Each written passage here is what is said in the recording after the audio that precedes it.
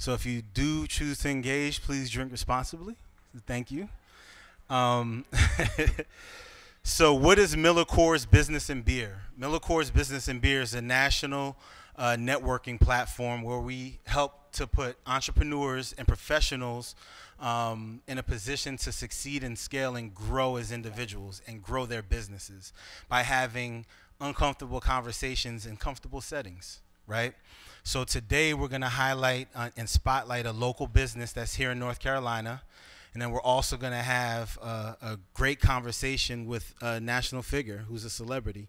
But we're not going to talk about what you think we're going to talk about. We're going to talk about all that nitty gritty, information that really connects with people to allow them to grow. So without further ado, I'd like to get our first business onto the stage. We have Damian and Jermaine Johnson from No Grease Male Grooming Shops.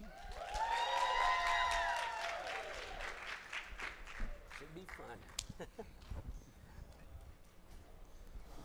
All right. Gentlemen, Yes, sir. Yes, sir. thank you for being here today. Thank you for having us. Thank you, thank you. So tell us a little bit about your business. You're based here in North Carolina. You're doing some amazing things. Let the room know about who you are and what you got going on. Okay, well, my name is Damian. This is Jermaine Johnson. We are originally from Buffalo, New York. That's where we came to. I came to Charlotte to go to John C. Smith University in 1991. Me and my brother both learned the trade of cutting hair through my mother. My mother was a hairstylist, and so we were brought up in the hair business. So I'm gonna run this through y'all because we really want to interact with y'all. It's business and beer. So we started cutting hair pretty early. We got licensed at 18. I moved down here to go to school. My brother stayed in he went to Alfred University. I went to John C. Smith University. We cut hair from the age of 11 until now, and I started working on my business plan in college. I worked on a business plan. It was called strategic marketing in the barbering industry. And from there, I learned some different things, and we decided to open up our first shop in 1997 here in Charlotte, North Carolina. From there, we opened up a couple of more stores over a couple of years. We ended up opening up a barber school in 2003. And then we opened up a couple more shops.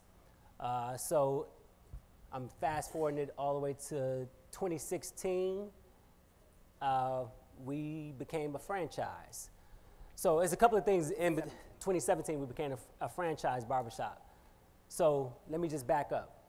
How we started No Grease was we saved some money. We bought a house. Our mentor at the time, who owned the shop that we worked in, he was into real estate. And we bought a house, and we had some equity in the house, and we took the equity out the house to open up our first shop. That's how we got our first funding. And from there, we just kept pouring back into the business, and we opened up multiple shops. We raised some money through some friends and family, clients that we had worked with for years, and raised like another 100 grand, and that's how we opened up our barber school. Opened up the barber school like that, worked that thing out, and then we got to franchise. Give him a round of applause for that. It's an amazing, amazing story. One of the key things you kept talking about was just raising capital. You know, you initially had a plan where you bought the house, you invested in your first business, then you started raising capital to be able to open up more shops, and then eventually franchise. Can you share a little bit about different tactics or techniques of raising capital? You know, how did you guys do it?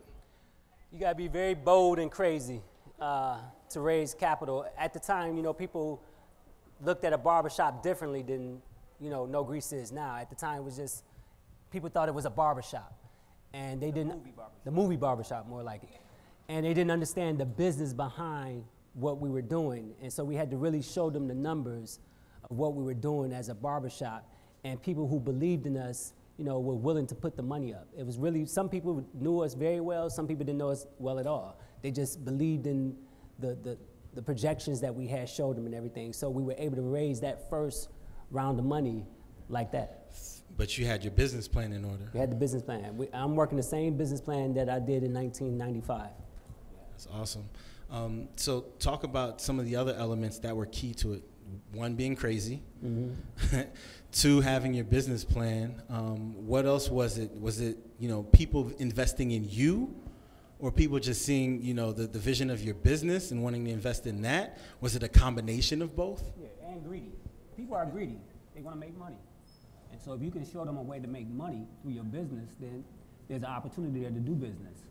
I think what people will find as they're, going through this maturation of getting into business is that raising capital is a never-ending thing. You're always raising capital because in order to stay in business, you have to continue to grow.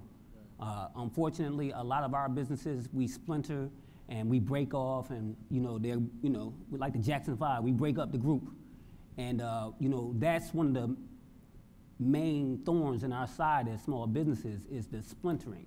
And so we had to go through those things before we even got to the stage of even talking about franchising, because we had to put together a model that we felt that even if it's splintered, we would still be strong enough to continue the brand.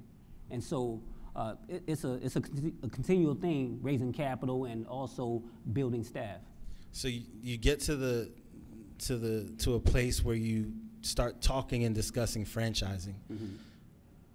Where does that conversation come from, and how do you get into franchising your business? Yeah. So franchising, at first, I think people thought we was a franchise because we had multiple shops. So we wasn't a franchise, we just had multiple shops. So we had to be educated on what franchising was also. So we ended up reaching out to different people. Can you explain pretty quickly what the difference? So a franchise is you've created a model of business that can be scaled out. That's someone can take your brand and duplicate it. You have to have from A to Z how you run your business. And even though if you're not a barber, but you're interested in purchasing a no grease, we have a Bible for you that you can go A to Z and open up your own shop. And when you're trying to get franchise, you're being legally combed through to make sure that you meet those requirements. So franchises a lot of lawyers are involved. A lot of people have to give you the blessing that you're a justifiable business that can become a franchise. So that's the difference. As someone who's just expanding their business, it's just you, and you just open up multiple shops or multiple businesses. But when you have a franchise, you have been given the rights to sell, a license to sell your business. So you obviously have each other. Mm-hmm. Who else is a part of your board of advisors or mentors that are there to give you that advice? Because it was pretty, you got it honestly through your mother, yeah. But going into a male grooming service is different from a salon. Yeah. Right. So who's in your circle, or who do you advise, sharing with the crowd to be in your board of advisors or be mentors around you to help lift you? Well, my initial mentor was a entrepreneur. He was into real estate. He still lives in Buffalo, New York, but he had owned barbershops, but he owned them for real estate, not necessarily because he was interested in hair. He was a mentor. So I advise to have people that are first entrepreneurs themselves and currently entrepreneurs. You want to still be in business. I think those are great mentors to have on your board. Yeah, so I had an opportunity, we've had a lot of opportunities because of our business to meet so many people that come to the barbershop. So I had a very fortunate opportunity to link up with Mr. Bob Johnson, who started BET. He was a client, he became a client of mine, and he would just share just nuggets simply in the barber chair. I mean, I was just getting 30 minutes of his time. I wouldn't even don't worry about the haircut, just give me some information. And so I was getting so much information about business, not necessarily the barbering business, but business as a whole. So definitely people who have done what you want to do, that's going to be very important. I would say get you a lawyer, some legal friends, everybody who's in accounting, get some people who understand numbers. Those are the type of people you want in your circle. you know, there's nothing wrong with having a couple of hustlers or two in the family that, you know, they might not, you know, went to school, but they know how to grind. They know how to really, you know, put things on the line. And since this is beer and all that kind of stuff, I need y'all to understand. Y'all need to unwind because. I think that was a key point right there, right?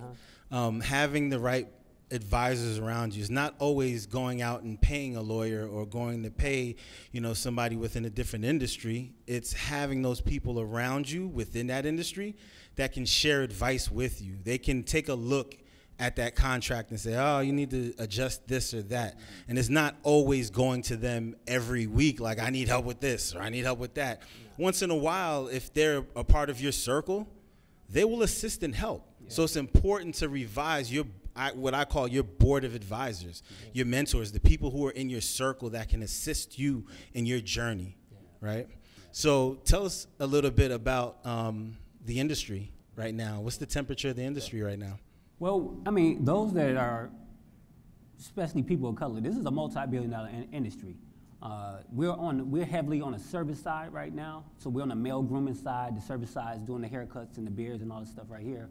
But, you know, now products, you know, you have these metrosexual males who are, you know, into, you know, the products also. So that's another stream of income that we're tapping into. So this industry has been around for hundreds of years. I mean, this is one of the trades that people of color have been in since off the slave ship. And so these are one of the few industries that we can pretty much control from the cradle to the grave. And that's important because we don't have a lot of industries that we control. We don't control the IT industry, we don't control the music industry, we don't control the automobile industry, the food service, we don't control these industries. So we're in an industry that we can control from the cradle to the grave. We cut you when you're a baby, and we cut you when you got to get in the coffin. And so we have an opportunity. That's awesome. That's a rough one, ain't it? That's rough. So how can everybody keep in contact with you? NoGrease.com. Anything No Grease, we should pop up. I mean, for the most part, we're always looking for franchisees. We are the first black franchise barbershop. The first. So it's amazing. Yeah. Any final remarks or anything you want to leave as a, you know, nice tip for the crowd? Oh yeah. So I do a real. Now that we've been through this maturation of growing the shops and everything, now the SBA thing has been popular. It's been talked about, getting an SBA loan. And so I suggest for those that are getting into business for themselves, you want to first be in business for about 2 years before you approach anybody for an SBA loan. You want to have at least 2 years of taxes together, and you got to get a decent credit score. You know, it's 670, 700. Those are the credit scores that you kind of want to have. These are just the basics. SBA loans are going to take about 3 to 5 months. So if you go in there and you need the money yesterday, that's not what you want. It's a process to get an SBA loan. But they say they're out there. We haven't got one yet, just be clear. But they're out there, and I encourage y'all to start there, get yourself together. Also, I think we really have to start looking at group economics, pooling our money together. The banks is Preach. The banks is not the answer in the beginning. They usually have nothing to do with you until you're successful. So if you're looking for that, that's going to be a long road. So we really have to start doing group economics. I mean, trusting that a person's going to do what they say they're going to do. And there's going to be some risk involved. It's just going to be risk. I mean, the people that trusted us, they could have lost their money. But we got to start doing that with each other. We really have to start doing group economics first. And with that, let's give a round of applause to Damian and Jermaine Johnson from No Grease Male Grooming. Yes, sir. Appreciate you. Thank you. Yeah. You sit down. How about that? It's a good way to get this started, right? All right. So one of the things that I do, I like to give away money. You know, money is money. You know, we all could use it. So while you're here, please use the hashtag business and beer. Send a question, and we will reference that when it's time to do a Q&A with Remy. So make sure to use that. If you want to take pictures, send a picture out, and we're going to select winners throughout the evening and give you some nice money to spend. All right? Cool? All right. There's a reason why I ask. right? Just like he just said with economics.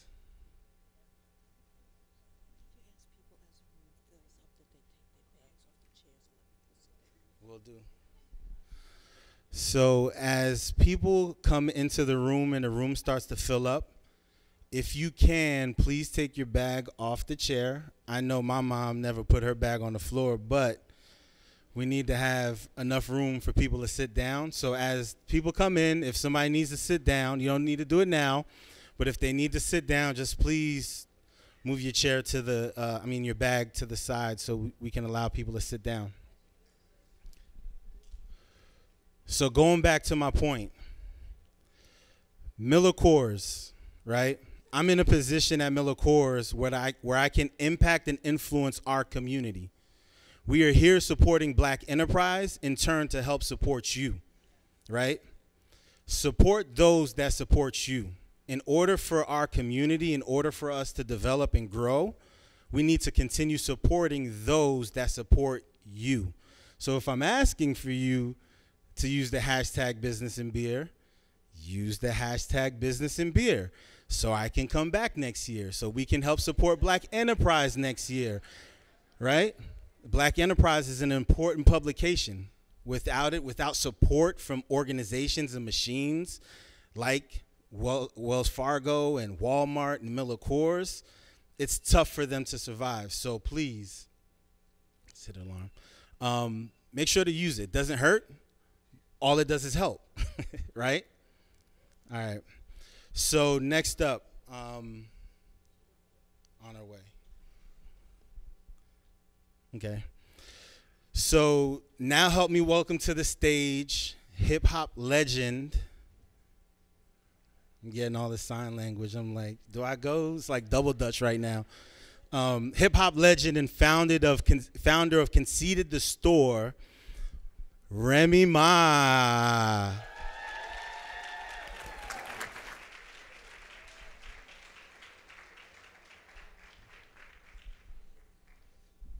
I'll help you up. Where we at? Hello, hi everybody. So we're gonna get a little close, Okay, right? And we're gonna get right into it. okay. We're not gonna waste any time, right? No, it's cool. So Remy, Yes. you come into the industry and you're making these hit songs that are impacting the world, right? You have an amazing team. You have Fat Joe, you have Terror Squad. You have a foundation around you at a young age. Tell us about where that mindset was when you first got in the industry. You're getting all this new fame. You're getting all this new money. Where was your mind during that time? When I first started? When you first started? Oh, I was a whole kid. I was still in high school, and I was just thinking about going to the store and buying every Jordan that they had, every sneaker. I was like heavy into weed then. I used to tell my friends I'm gonna buy a whole shopping cart full of weed and we just gonna sit there. So like that's where my mind was at. I wasn't thinking about nothing about the future. I'm gonna go get a car. I went and got a Benz and painted it pink. I really didn't have any plan about anything. It was just like, all right, I had a check. Wow, this is 60,000. I'm gonna spend 59 of it and save 1,000. Like that's really how I used to think. Like I'm gonna get another one next week and I'm gonna spend that one too. Right. So you're on this journey. Mm-hmm. You're spending this money. You're living. You got amazing songs. Impacting the world. And then you go away. You're imprisoned. Yes. And then you come out. Right? It ain't really kind of go like that. It was like a long 7 years in between there that you leaving out, but I get where you going. It's a journey. I'm taking people along the journey. We're fast forwarding right now past that part. Okay. So 7 years pass by. Mm-hmm. You come out, and during that 7 years, if you're free, some people don't keep in contact with their contacts, people who are within the industry, people that can change their lives. That's gone, right? Yes. You come out, no license, right? My license was expired. You are a African American woman who has the world already, you know, coming at you. African American, female. I have a felony on my record. Felony. At this point, I have no credit because they have there's a 7-year blank period where I had no activity at all. So I don't have bad credit, but I don't have good credit either, which is just as bad credit, because there's no record to show that you could pay things and you can afford to do certain things. I have an amazing husband who literally saved. Who's here? He's in the room. You got to give that black love a round of applause. He saved everything that I had in my house from when I went away March 27th, 2008, until when I came home August 1st, 2014. Like, saved every single thing. And I'm just sitting and I'm looking and I have all of these hundreds of thousands of dollars worth of clothes that nobody's wearing anymore. That style nobody's wearing no more. That bag, they done moved on to 1,000 in the season. I got all these shoes, and I'm just looking like, I will never, ever waste my money like that again, like ever. And pretty much the money that I had prior to me going away, I had either put into lawyer fees, taking care of my son and my mom, and, you know, doing whatever I needed to do while I was away. So that kind of was depleted, and I was basically started from scratch.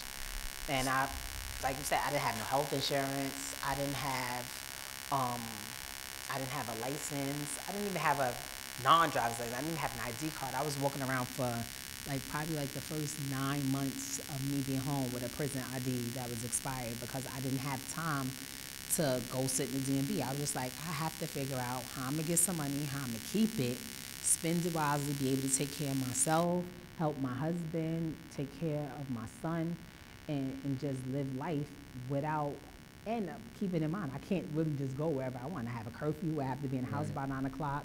I can't just travel. If someone calls me and say, hey, we got such and such amount of money for you to come perform over here, I can't just say, yeah, I'm going to take it. I have to call first, see if I could get permission, see if they're allowing me to get it. So it was just so many things that was against me, and I was like, you know what? And I had so many people, oh, this is not going to work. No one's ever going to give you a deal. No one's ever going to give you this. Oh, no one's going to take you serious. Oh, you have that on your record? Oh, that's not going to happen. And there were a lot of doors that were closed in my face. There were people that were afraid of me. Like, they look at your record or they Google you, and they just assume, like, I tell people all the time, people assume that everyone who's in prison or who's went to prison is guilty. And I tell them, so you think everyone who's never been to jail, everybody that's walking out in the free world has never committed a crime, never did that, like everyone's innocent. But what happens is, that's how we're programmed to think that. And it came to the point I was like, I can't keep arguing about people about what really happened or what I really did or what I really didn't do. It's over with, it's on my record, I can't do nothing about it. How do I move on from here and not let that hold me back? So when I would sit down, I would cry. I would literally be in my house crying to my husband, like, yo, this is crazy. He's like, babe, I don't understand how somebody could sit down in a room with you and talk to you and hear your story and hear you tell your truth and not, and not love you and not want to work with you. And I used to be like, I get what you're saying, but I couldn't even get them to come and sit in the room with me. And I ended up coming up with the plan to do. Before you get to that plan. What? Before you get to that plan, so early on in your career, you were free, did whatever you wanted to do, and you said it. You weren't thinking that way. Doing nothing. You weren't thinking that way. Then you go away for 7 years. Then you come out. You have all this against you. What was it that sparked that mindset of, all right, I need to put a plan together now to be able to achieve and you know, the level of success that I want for me and my family? I don't think it was one thing, but you know, I come from a family of a lot of single women, single, strong women. Like my grandmother, she raised my mom and my 4 aunts by herself. My mom raised me and my 4 siblings by herself. You know, my aunts, I probably have, out of all my family members, I have one aunt that's married. So I didn't even know what it was to have a family with two parents and, you know, things like that. So it's always been put in my mind, like, if it doesn't happen, you got to make it happen. So it wasn't like no one thing. I was like, all right, I'm home now. I don't have a record deal. I don't have, you know, I don't have all these shows lined up. My royalties come. My royalties come. Can y'all hear me?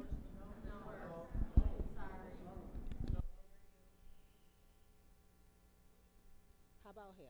Switch mics. Use that mic. This one? Okay. It's on though. It's on. I kind of have experience with this. I told you. This is the good one though. Let me get this one. Mic number one. Mic number one. One. One is working. Now it's on. Now it's on. So, I pretty much you just gotta do, and I think that that's something that I seen growing up my whole life. Like, you don't say, okay, well, the bills are not paid, or this. You just know, all right, this rent is due, gas, light, school's coming, winter's coming. Like, y'all probably don't know about down here, but we need coats and boots and things like that, and you just got to do it. So it wasn't like no one thing. Just like, I know this is what I got to do. I never been, you know, the type of female that's just gonna sit back and be like I said, I have an amazing husband that I know if I was the type to be like, I'm not doing it, he would make it happen. But I've never been like that. I always wanted to have my own. I always wanted to be able to contribute. I always wanted to be able to just take care of myself and my family. So it wasn't no one thing. It was just, it had to be done. So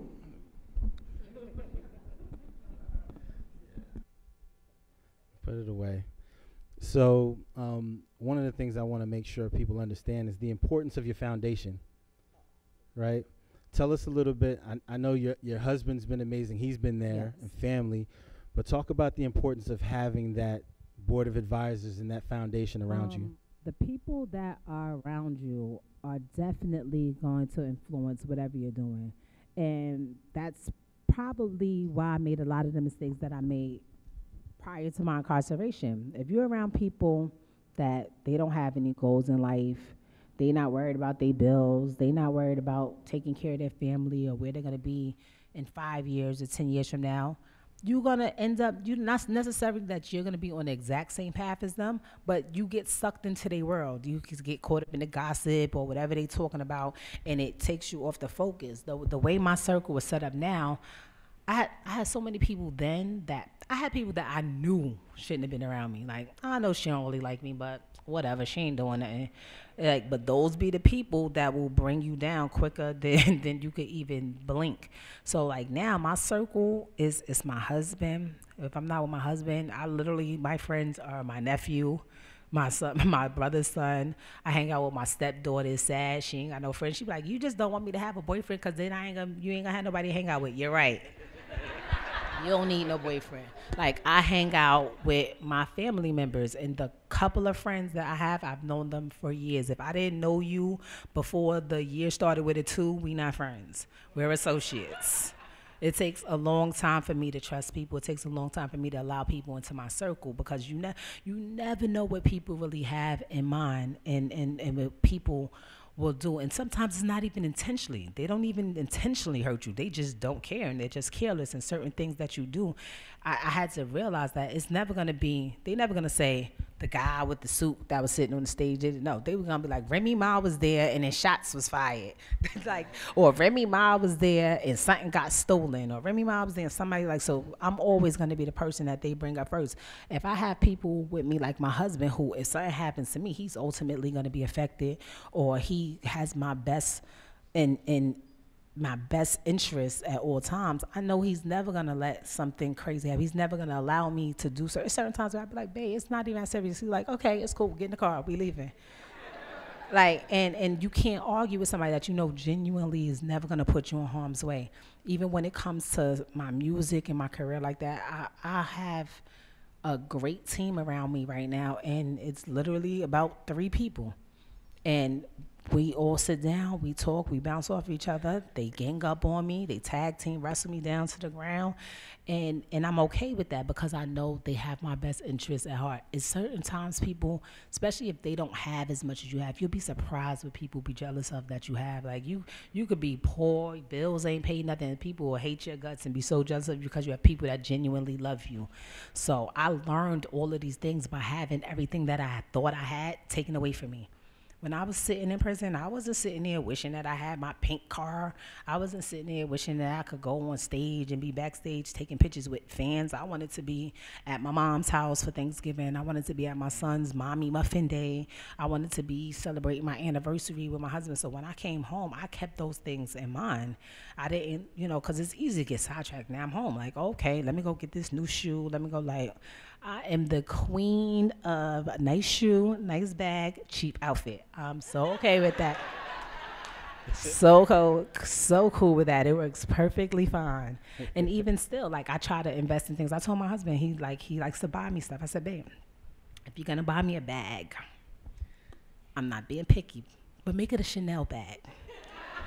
And he's like, really? You're not being paid? I said, let me tell you why. It's because I learned over time Chanel bags are the only bags that really don't lose their value. You could buy a bag that's $5,000, and if something crazy happened, I don't know. Who knows what might happen? I hope it never does. But you could sell that same bag for $4,000, $3,500. You buy a Gucci bag for $5,000, that Gucci bag worth about $50.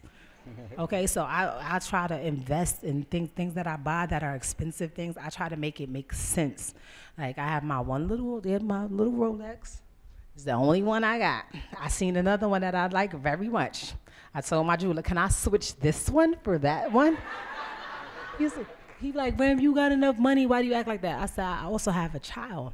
I want to be able to, if anything happens to me or if it doesn't, if he decides one day he wants to go to college and stay in college for 10 years, I want to be able to be there for him and pass something on to him. I don't want to say like, Dad, I could have gave him that $50,000 to go for that doctorate, but I bought a watch. I'm like, no, I'm not doing that ever again.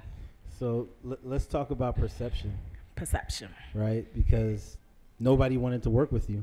They were scared of you. They didn't feel as if, you would be a great partner for whatever they had going on. What were some of the things that you did? I read and we talked about, going on the show and being able to change perception of how people viewed you and letting them into your life a little bit more. But what are some things that you did to, change that perception of how people thought about you? Well, for one, I feel like a lot of times the way we are brought up and the way we're taught in the minority communities and neighborhood, you got to walk around with your mean face on, and you got to have this constant wall up, because if you don't, people take advantage of you and they'll use you, or they think you soft and you're going to have to be somebody, you know what I mean? So you have this certain persona that you have on. But in the corporate world and in the world where you need to go and ask for loans and get jobs and sign contracts and things like that, people don't know how to deal with that, because they didn't grow up how we grew up. So all people knew was Remy Ma walk around the metal detectors, and I Googled her and she went to prison, and they said this is what happened, and this, because people think everything they read on Google is true. So this is the things that I was up against. And I told my husband, and partly of it was my fault, because that's all I want. I don't want people to see me when I'm home baking pies and stuff for my husband. They don't need to see that. They need to see when I'm on stage, and that's it. That's what it was. But then I told my husband, I said, in order for me to do what I need to do, I have to let people see me. I have to let people see the real me. And I told him, first of all, I had never saw Love and Hip Hop. I just heard about it. I didn't have cable where I was at, and but I heard about it, and I was like, they've always been asking me, and I'm like, I don't think that's the show for me, because if somebody spits, throws a drink, and I don't really know how to take those things. But I told my husband, I said, if we go and we do this the right way, and we let people see us our marriage, and we let people see our blended family, and we let people see not just Remy Ma the rapper, but Remy Ma the mom, Remy Ma the wife, Remy Ma the sister, the daughter, the person who was one way when she was 25, 26 and went to prison, and who was another person when she's in her early 30s after doing 7 years. Like I feel like I could change this. I have at the time, I think the viewership was like 2-3 million. We have 2-3 million people watching me every Monday, and technically everybody else on the show looks really, really crazy. So if they keep acting crazy like they acting, and we acting how we acting, we gotta really look squeaky clean. So like, it's like they're train wrecks real bad. So we went on the show, and it worked out how I wanted it to work out. And I was only supposed to do it for 1 year. And what happened was I ended up seeing the impact that we had on other people's lives. Like, people, what we brought to the table wasn't seen. You don't get to see young people that are in the industry that have children prior to their marriage, and they're getting along. Like literally my stepdaughter's like my best friend. That's who I hang with every day. Like, and my son and my husband, people's like, they look just alike. I'd be like, really? That's not his biological father. Not people just be saying anything, like, but they get along and they're together all the time, and it's great. And we were able to have our wedding on television, and those are things that I never saw. My husband is actually the first person that I met that had the same mother and the same father as always. And he's like, yeah, it's just me and my 2 sisters. I was like, and y'all all got the same mother and father? All 3 of y'all? They married? What? For real? Your whole life? Like, I had never seen that. He thought it was crazy. He was like, yeah, like, I always knew I wanted to get married. I grew up with pictures of my mom and my dad on the wall, seeing their wedding pictures, and I always knew that when I was ready, I was going to have a wife. And it's crazy because we have our wedding pictures up now, and my son, he's 17 now, but when he was like 14, he was like, Ma, you know, I'm really tired of being a thot. I got all these girls on me. I'm like, got you. And he goes, you know, I just want to find that one girl, and just like, as soon as I graduate from high school, like, get married. I'm like, first of all, bruh, love that you're thinking about getting married. I'm telling you now, I'm not gonna like him. Like, I'm gonna be one of those moms. He's not, my son is not the father. I'm telling you, like, so I had to try to talk him out of it, but just to know, I'm like, yo, that he's 14 years old at the time, and he was thinking about, like, he wanted to be married. He knew that he wanted to have a wife. And it's the same thing with my stepdaughters, that they know what they want to look for in a man. And I think sometimes that comes with, you know, the perception of what's around us, because we grow up and we have all these, please, ladies, don't take this against me, but we have these bitter women that are around us, and they tell us all men ain't nothing, and they all cheat, and they all good for nothing. They just gonna get you pregnant, they gonna leave you, and that's not really true. And what's so crazy, I used to think that, and it took me a long time to accept my husband, because he used to tell me, he's like, I'm telling you, you don't want to marry, shut up. Like, you just talking. Like, what are you talking about? Like, you gonna go and you gonna do X, Y, and Z. And he had to literally, we were like 6 years into our marriage. I'm like, you still here now, but you gonna leave. They say 7 years is when it really happens. Like, it was bad, like bad. Now here it is. You know, we've been married as of last month, 10 years, and I'm so grateful. Congratulations. Thank you. I'm so grateful that I put my guard down, and I had to see it. And he's like, I had to understand the difference, and it's all about perception. And once I went on that show, even though that show was it's bad in some ways, but it's good because it shows people what you don't want. I'm like, I don't want to be the person that's on there where my man is cheating on me, or I'm fighting with some other chick about whose D it is, and you know, just doing craziness. And when I walk down the block and we see people, it's like, I see you in the show, and I love your guys' black love, and I love your marriage. That makes me feel good. So when they come to me and they be like, Ren, we need you to do another show, and I'm like, I do not want to do that show no more. And they be like, all right, we added another comma and another zero. I'll be like, fine, we'll do it for black love. Fine, we'll do it. Fine. But but like I said, that's why I had to do it. And once I did that, I would go into meetings, and I would see people talk to me different, and I would see people look at me different. And it was so weird, because most of my marriage at the time, I had been incarcerated, And the perks that you get when they find out that you're married, your taxes is lower, your car insurance is lower. I was like, yes, I am married, ma'am. I got my license. I am married. This is my address. Yes, so that number needs to come down on behalf of my marriage. Yes, so like the things like this country is built on marriage and the setting foundation. So all of that put together, and like we both had ideas about starting businesses and things that, you know, I can't pass down a mic to my son. Like I can't be like, all right, I retire. Here you go. Like, no. So, you know, we sat down and tried to think of different businesses we can invest in and ways we could save money, and that's just what I've been doing since then. A whole different mind state from when I first started. Foundation is key. You need to have that foundation around you in order to have purpose, passion, and patience. Because it gives you patience when you have that foundation. I don't know about the patience part. I ain't say that. I ain't say that about the patience. It does take time. You have to perseverance, maybe that. Because sometimes it's when you don't see results. It's kind of like, you know, when you're in a diet and you've been starving yourself for like 2 weeks and you get on the scale and say the same thing. Now I don't want to diet no more because I could have just ate that cheeseburger the other day if I was still going to weigh the same thing. But when you start to really see results, you're like, okay, it went down a little bit. Okay, these pants fit a little better. It makes you want to keep doing it. It makes you want to, like, okay, maybe I'm not going to eat that because if I got results now, I'll have more results next week. Sometimes it's hard to get past that hump. You have to know sometimes you're not going to see results. Sometimes it's going to stay just like this for a while. But when it does change, you got to be prepared for that change. If you give up, you'll never know if it was going to happen. And sometimes it's hard not to give up because bills are due every month. That's one thing about time. It don't stop. The bills is gonna come. You need 2 more weeks, but the rent receipt say today. So, you know, you're like, Dad, I can't keep trying on this, hoping this works. How I'm gonna do this? But, you know, you figure out ways to make it work. So, tell us a little bit about Conceited. You're here, the store. You're here in North Carolina. Oh, my store. Yeah, your store. So let me tell you about my store, right?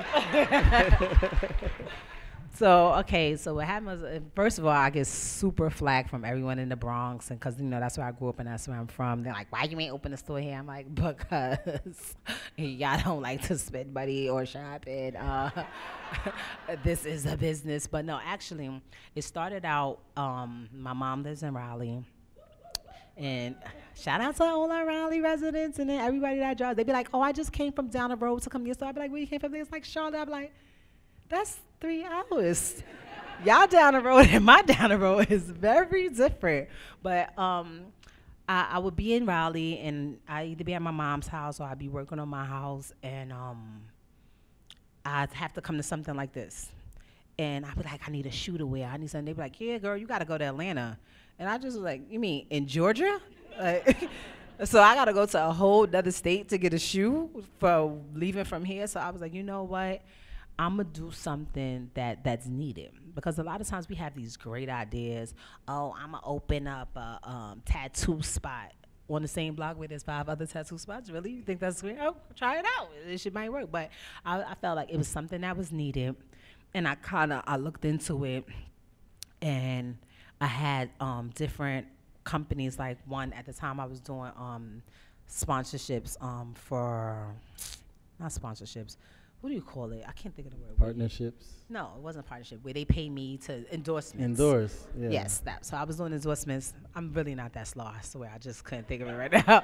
I was doing endorsements for Fashion Nova. And I knew the owner of the company, and I was asking them, like, you know, well, how much money do y'all make? Well, where do you get the clothes from? Well, do you think it's a lucrative business? And I was just asking all these different questions. And I told them, I said, okay, so if I get a spot, would you guys help me with my merchandise? And they were like, yeah, sure, we'll help you, we'll do X, Y, Z, whatever. And I started crunching the numbers. And I was just telling the ladies that I was talking to in the other room, I was like, had I known about the clothing industry, none of my friends would be in jail for selling drugs, because seriously, it's not even like the amount of money that they flip. I'll give you an example. You ever go into like an expensive shoe store, you see a shoe, and the shoe be like $500, and you come back in a couple of months, and they be like half off, $250. Then you come back, during the holiday, and they be like, oh, clearance, 75% off, and then you get an extra discount. So the shoe that was originally $500, you get the shoe for like $70. You're like, yeah, girl, I got these for $70. That's because they probably only paid $10 to make the shoe to begin with. So they making so much of a profit. Now I was telling them, like, I'll buy a pair of jeans. See, I can't tell you, y'all too close.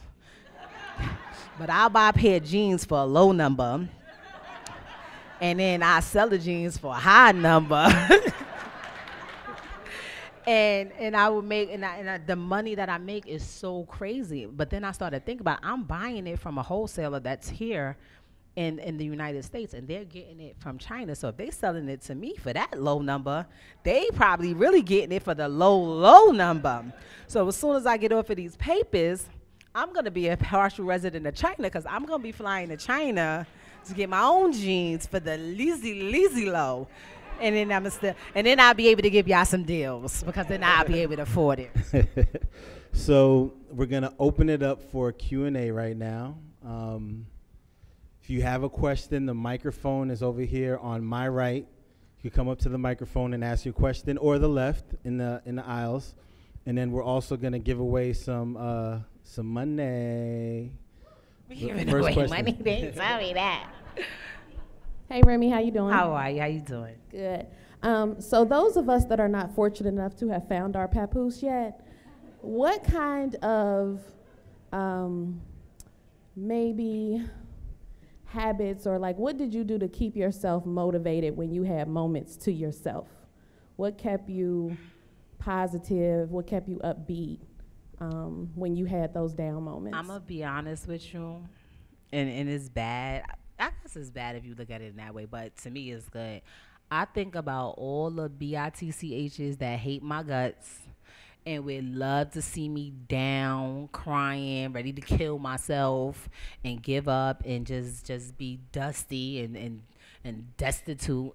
And I'd be like, them bees would be happy if they see me like this. And I get up, I do my hair, and I get dressed, and I start going to do whatever I got to do. Like, and it's sad that I use that as strength. I use the people that I know don't want me to win, and that I know have counted me out or sitting there patiently waiting. Like, yeah, she keeps getting away with it now. Something bad gonna happen to her, and I just be like, I'm not going to give them that satisfaction, because trust me, the same way you have people that are rooting for you and they want you to do good, there are people that are out there that be like, oh, I'm sick of her. I can't wait till something happens. So it's sad, but they out there and they exist. And when I be down, I think I be like, I don't even care no more. It happens. I have those moments now with my husband sitting right there. He be like, if you don't get up, you look stupid. he don't care. He like, you look stupid. You really sitting there crying? Really? Really, the hardcore Remy Ma rapper, you crying? If they could see you now, I'd be like, you know what? First of all, I had something in my eye. But I think about those people that I know don't want me to win, and I'd be like, I'm not gonna give up that easy. You're gonna really have to take me out for me to not. As long as I got 2 legs that work and 2 arms, and my sanity and this mouth that don't stop running. Y'all see, I like to talk a lot. I won't shut up. I'm never gonna stop. So that's whatever. You have to find that thing that you don't ever want to be. Like, or even my son, that's another motivation. Like, he's my priority. He didn't ask to be here, so I can't just give up, because who's gonna take care of him? And it's not gonna be his fault. He already suffered when I went away. Like, he didn't ask for his mom to be in prison for 7 years. So that's like a guilt trip that weighs on me. So I'd be like, I definitely can't let him down again. So those are 2 things that I always go back to whenever I'm at that low point. You're welcome. Oh. If you in business with something, you're going to put something in someone's name, you definitely have to trust them, because people get stuff in their name and be like, well, this is in my name, and they forget that all the money is yours. So you don't never want to do no business with somebody that you feel like you're not going to be able to trust, that or that might try to take advantage. But I was able to partner with my sister, and I used my own money. So I didn't have to get a loan, but I did look into it. And there's so many different grants. I don't know now that guy's in office, what he's doing with them now. But, you know, prior to him being in office, there was a lot of different grants that was available for people who are trying to open small businesses. So sometimes you have to get in contact with, you know, your local politicians and look into things and see what's out in the neighborhood, because most communities, they're allotted a certain amount of money to help for businesses and stuff like that. We don't know about them because no one tells us about it. And that's why when you go in all these stores and you see certain ethnicities and they all have all the stores, or you go into a Popeyes, you see a certain type of national, well, it's different down here, but in New York, you'll see it like almost everyone who's in the Popeyes is like some Indian descent, or everyone who owns a nail salon is of Asian descent. Is like, and I'm sure they not the only ones that know it, because I was one of those people that had 1,000 friends that went to cosmetology school. How none of them have a salon. So you have to do your homework and see. And then sometimes there's people in your neighborhood, or people that they made it or they have money for wherever, and they want to invest, because like once you make a certain amount of money, if you don't put it into something, you're just going to end up giving it to Uncle Sam. So, like, you want to find people that are trying to invest into something like that. And those are different ways that you can to get around it. And then there's also things that you can do to, like, if you have a criminal background, you can write to certain people and see if you can get an override, so that you'll be able to get certain licenses if it's not like a crime that correlates with whatever you're doing. Like, obviously, if you have a computer crime, don't ask to get it overridden because you're trying to open up a bank. Like, they're not gonna give it to you. But like, you know, if most of the time they don't go hand in hand, and it's just different ways. You just have to read and look into things and go online and just see what's out there in your community for you. I hope that help. I'm sorry. All right, my question is, I followed you when you got out of jail, and some of the things you told me that you did to keep your mind together, like getting into working and getting a degree and stuff. Have you thought about doing anything maybe on the business side or social justice side for like reform and helping people, because since you've got out now and you have a platform? That's so crazy that you mentioned that. I actually have a nonprofit that I'm starting in any day now to be up and running. We've been working on it for a while now, like almost a year. And I wanted to start something for women, unfortunately, because you're not a woman, but for women who have been incarcerated and who come home, because I noticed that a lot of the programs that are out there, they're for men, mainly because men have a higher incarceration rate. So a lot of the programs were geared towards men, but women would come home. Some of my friends, like most of the people that I consider friends, are people that I was incarcerated with, because my real friends, they was going in within the first 24 months that I was away. And the people that I actually spent time with and was with me when I didn't have nothing, I ain't have no good weave, I ain't have nothing, and they was my friend. They was making sure that I was okay. And they came home and they hadn't had their children in years. Like, the children were in the system, or their children were with their mom, and it was like hard for them to get their kids back, or they couldn't get a job. They couldn't even get housing. I could tell you a story. I couldn't even get housing. Like, just last month I tried to move into this building and I couldn't get in. Like, I gave them my pay stubs, I gave them my bank account. I told them I paid the whole first year in cash, and they was like, no, because of my criminal background. And that's what happens to a lot of us. And I just wanted to do something and set something up so that people would be able to, like, I had someone to help me. So there's some people, I had someone to drive me to the DMV, and before I went to the DMV, I had to get my birth certificate and my social security card and all the other points that they ask for just so you could get ID. I want something set up so that people who don't have, a lot of times you go away for as much time, your friends are going, your family's going, you don't have any connections. So I wanted to have something for women to be like, all right, I need an ID. All right, this is what you need. Okay, you trying to get your children back? All right, here. All right, you need a job? Well, we know these are the jobs here, X, Y, Z, that will accept you, knowing what you have. Okay, you need housing. This is what we can do to help you do that.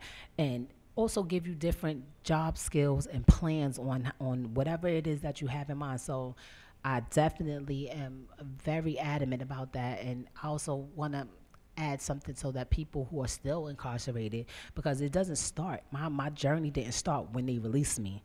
My journey, I started inside with the plan that I already had. So when I came out, I knew what I wanted to do, I knew what I had to do, and I knew the ways that I was gonna try to do it. Luckily and thankfully it worked, but it actually starts inside. So I'm trying to figure out how they're gonna allow me with my ex-felon self into the prison to, you know, talk to people and give it, because a lot of times when you don't see it firsthand, it's hard to believe it. Like, it was like when I was younger, my mother said, oh, go to school and do this. I was like, miss, because you went to school, right? Stop. Like, you have to, when people see it from somebody who would, like, I done been through everything. You think of anything bad that ever happened to you that could happen, it probably happened to me twice.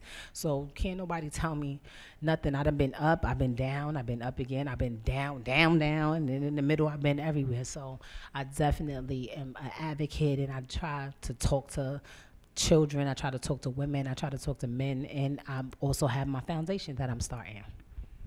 Hi, Remy. Hi.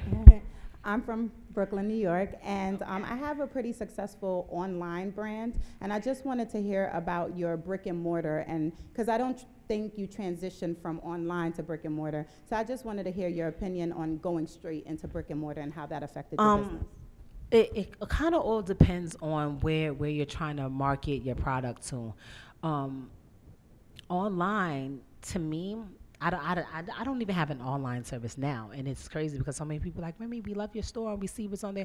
How do we get it? I live in such and such. I'm not nowhere near Raleigh, but my goal was to service the community of Raleigh. Like, it wasn't for people in New York or people, because I just felt like they have access to that. It was for the people that didn't have access to the things that was, people that seen stuff on Fashion Nova. It's like, yeah, I ordered it and it's been 2 months and I still ain't get it yet. So I wanted to give people that opportunity to be there. But online, you have this whole wide world pretty much of people, but it's a little bit different if you don't have the clientele, if people don't know where to find you, because there's a million websites. How do I know how to find your website? So you have to figure out, if this is what you're doing, how do you market to the people that you're selling to?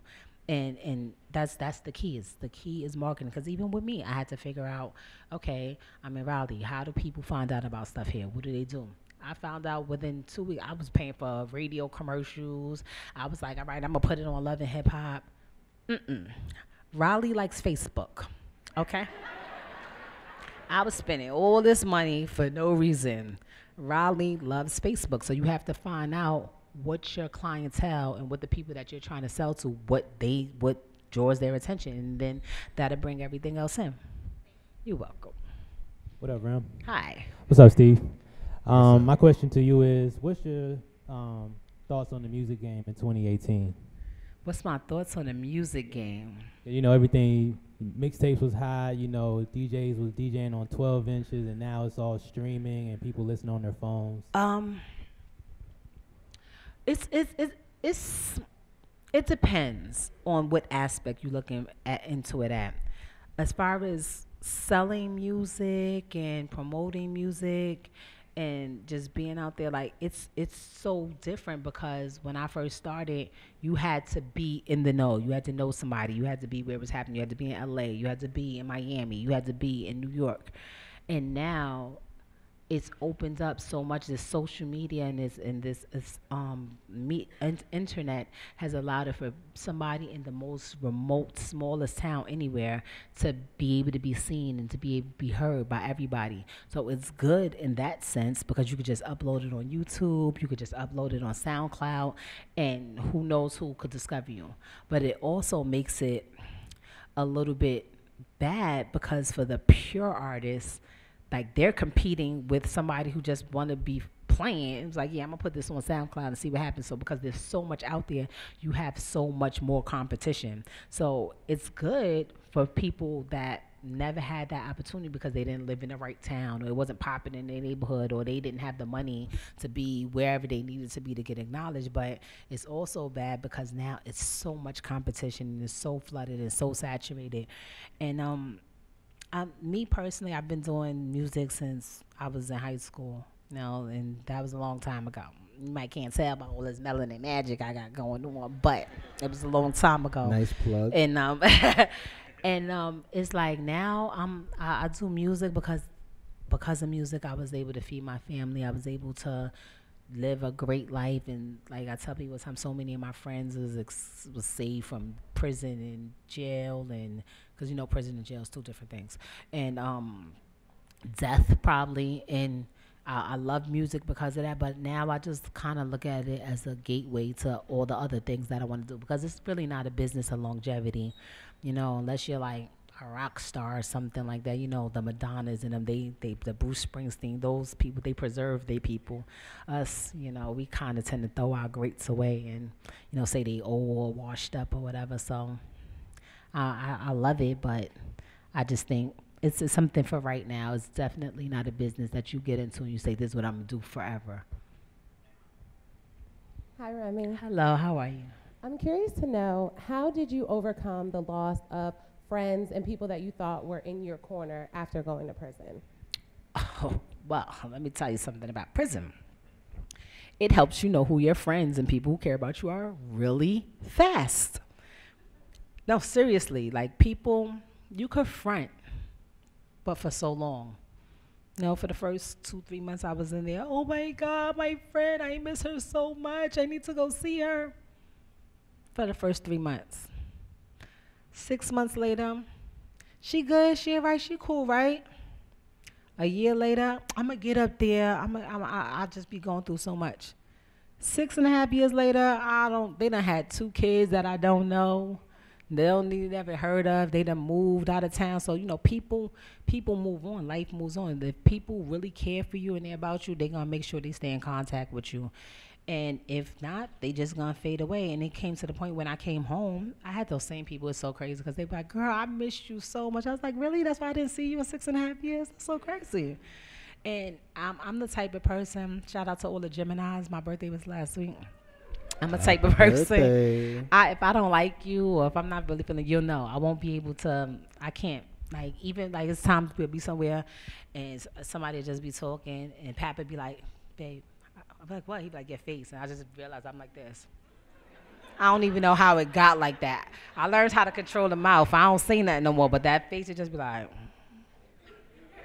So I can't tolerate the fakeness. Like, if you can't be with me and be down for me and ride for me when I'm down and out and don't have nothing, I don't really want to celebrate with you. I don't want you at my happiness party. And it was so easy for me to cut off. And it's nobody can't say what they used before. Nothing ever happened. Girl, you my girl. Let somebody try it. I'm going all out. You can't lie to me no more because they done tried it already and you was nowhere around. So it was easy. Light switch. But even now, what happened? Oh, she said what? She lied about. She over there. I catch you lying. Don't lie about something. You better lie about something big. I catch you lying about something stupid, oh, you out of here. Because if you lie about that, you lie about anything. People lie about stupid stuff, that's like a sign for me, like red flags that go like, she lied and said she got those shoes from so-and-so. She know that dude, that girl boyfriend bought it for her. Get rid of her. Like, and they be like, so you cut her off because she said she bought the shoes, but she really had her side to bottom. Yes, because why'd you lie? I don't care where you got it from. Like, that was a stupid lie. You lie about anything. And those be my signs. You lie about something. You just do something petty that I think is like, I just get rid of him. And most of the time, or if that guy over there say he don't like him, I tried to ignore him a couple of times, twice actually. Both times he was dead right. You listen to the people around you that love you. If everybody around you don't like somebody, they ain't hating on them. They see something that you don't see. And now he be like, I don't like her. I be like, who? You don't like her? Gotcha. Blocked. Like, That's how. So we have our last 2 questions, and then we're going to announce 3 Amex gift card winners who are in the room. I got the names here, but you got to be present. So if you leave, I'm going to spend it. But we going to spend it. We going to spend at the Conceited store. So thank you so much. This has been a very inspiring workshop. It's clear that you're very authentic, and this actually connects to something that you said earlier about, you know, this sense that you needed to be who you were in order to do the work that you do. And in a world where it's really difficult to do that, and particularly if you have a certain identity, whether it's a Black identity or you come from poverty or whatever it may be. So I would love to hear you speak to how you found your strength to be your authentic self in the midst of the pressure to conform to something other than who you were. You know what's so crazy? I tell people, it kind of goes like with what I was just saying about with the fake friends. Like, you can't front, but for so long. You could walk into your job every day. Hi, sir, how are you? Good morning. Yes, thank you. They catch you on that bad day when something happened, what, excuse me? I said good morning. No, and I never wanted to have that. I never wanted to have to wake up and be like, all right, gotta go into this Miller Course seminar. Hi, I'm Remy Ma. Hi, how are you doing? Nice to meet you. Like, I can't do that. Like, it's so much easier when I'm just me. I got dressed in the car, like literally. This shirt is from Forever 21. I told y'all, expensive shoes, expensive bag, cheap outfit. Like, I got dressed in the car. Like, and these are the things that I have to do. Like, I have people that's like, I'm not getting dressed in the car. I have to, like, no. I have a job to do, and there's certain times that I have to do things that I don't want to do. Everything is not gonna go your way. And if you're yourself and you know you did it from your heart and the way that you want to do, it's never gonna affect you. Like, it's times where I did things that I wasn't okay with. It was fake as hell. I knew it wasn't right, and when everything went wrong, I was mad. But when I do things my way and it go wrong, I'm cool with that. I did it exactly how I wanted to do it. I laid it out and it didn't work. So you have to do what's of you, because you're the only one that's gonna feel it, or whoever's surrounded by you. You understand what I'm saying? Sometimes we get caught up in this world and feel like we gotta be like this person, or what happens a lot is people are seeing this person A over here and that worked for her, so I'm gonna do my hair like that, and I'm gonna dress like that, and I'm gonna talk like that, and I'm gonna go on a date with that guy, and I'm gonna go to a meeting, and I'm gonna get the same thing. It don't work like that. What's for her is for her, and what's for you is for you. And I had to learn that. Like, I used to be pissed. I could not understand for the life of me, God, you know my heart, why'd you put me in jail for all this time? This doesn't make sense. Everything makes sense to me now. I still don't like it. He could have went about it in about for 6 months. I'd have got the message. Like, he really dragged it, like, to be honest. But that was for me. That's what I had to go through in order to get where I'm at now. Because honestly, I done never got it. If everything would have kept going, I had these, like you said, I had these great records. I was making a lot of money. I was young.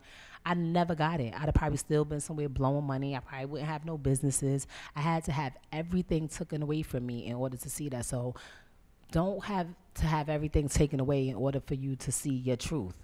You understand? You're welcome. Hi, Remy. My name is Rod Brown, and I'm here with my co-founders. We have a software company called Once Logics.